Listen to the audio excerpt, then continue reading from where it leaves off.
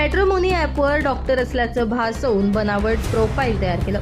त्याद्वारे एका व्यक्तीचा विश्वास संपादन करून ऑनलाईन आणि रोख स्वरूपात तब्बल 11,86,561 रुपये उकळल्याचा प्रकार अंबड परिसरात उघडकीस आलाय.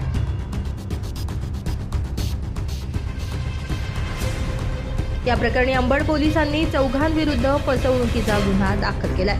पोलिसांनी दिलेल्या माहितीनुसार 13 जून ते 22 ऑगस्ट 2026 या कालावधीत संशयितांनी संगनमत करून फिर्यादीची फसवणूक केली.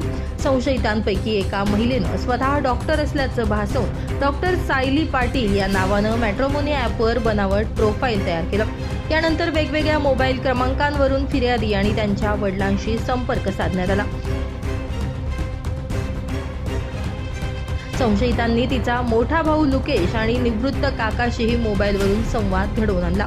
याशिवाय नाशिकमधील 3 ते 4 प्रतिष्ठित डॉक्टरांची नावं सांगून ते आपले नातेवाईक असल्याचं भासवलं. त्यामुळे फिर्यादीचा संशयितांवर विश्वास बसला. यानंतर प्रत्यक्ष भेट टाळून विविध कारणं सांगण्यात आली. यातून फिर्यादीकडून ऑनलाईन पैसे घेण्यात आले. तसेच फिर्यादीकडील 2 बँकांचं ATM कार्ड ताब्यात घेऊन त्याद्वारे ऑनलाईन खरेदी आणि अन्य खर्च करण्यात आल्याचं तक्रारीत नमूद करण्यात आलं. याशिवाय रोख स्वरूपातही रक्कम स्वीकारण्यात आली. अशा प्रकारे संशयितांनी संगनमत करून एकूण 11,86,561 रुपयांची आर्थिक फसवणूक केल्याचा आरोप आहे. या प्रकरणी अंबड पोलिसांनी भारतीय न्याय संहितेतील संबंधित कलमांसह माहिती तंत्रज्ञान अधिनियमातील कलमान्वये गुन्हा दाखल केलाय. वरिष्ठ पोलीस निरीक्षक जयंत शिरसाट यांच्या मार्गदर्शनाखाली पोलीस उपनिरीक्षक नडविन केरी तपास करतायत.